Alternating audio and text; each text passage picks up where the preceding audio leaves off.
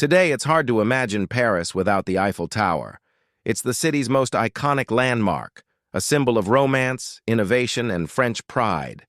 But when it was first built in 1889, it was anything but beloved. Designed by engineer Gustave Eiffel for the Exposition Universelle, a world's fair celebrating the centennial of the French Revolution, the tower was meant to showcase France's industrial prowess.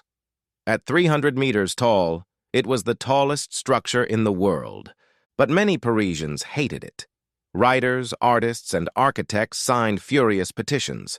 One called it a tragic street lamp, another a metallic monster. Guy de Maupassant, one of France's most famous authors, reportedly ate lunch in the tower's restaurant just to avoid seeing it from the outside. Despite the backlash, Eiffel pressed on.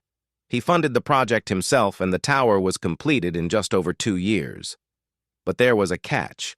The city granted him a 20-year lease. After that, the tower was supposed to be dismantled. Gustave Eiffel wasn't just an engineer, he was a visionary. He knew the tower's survival would depend on more than public opinion, so he made it useful. He invited scientists to conduct experiments from the top of the tower. They studied wind resistance, gravity, and atmospheric pressure. Eiffel himself became fascinated with radio waves, which were still a new and mysterious technology. In 1903, the tower transmitted its first military radio message. By 1906, it was sending signals across the Atlantic. Suddenly, this ugly iron monster was helping the French military communicate across continents. Eiffel's gamble was paying off. The tower wasn't just a symbol, it was a tool, and that tool was about to become indispensable. By 1909, the 20-year lease was up. Legally, the Eiffel Tower could be torn down, and many still wanted it gone. But the military had other ideas. The tower had become a vital communications hub. It was used to intercept enemy signals, coordinate troop movements, and test new technologies. Dismantling it would mean losing a strategic asset. Eiffel and his allies lobbied hard. They emphasized the tower's scientific and military value.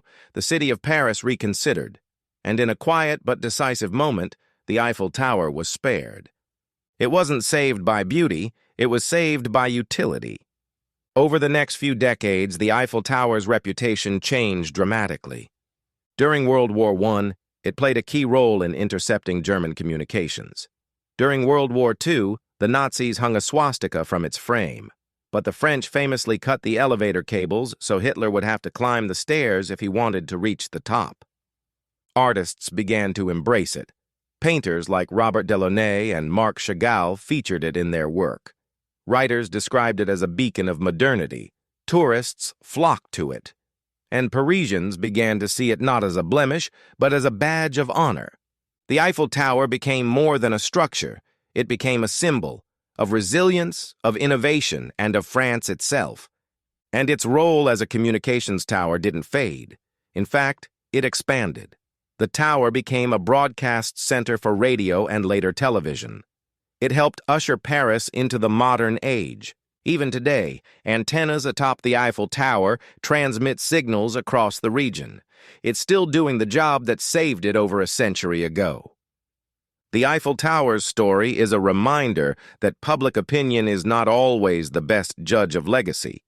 What was once mocked became beloved. What was meant to be temporary became timeless. And it all hinged on a moment in 1909, when science, strategy, and a bit of stubbornness saved a monument from the scrap heap. Today, millions visit the Eiffel Tower each year.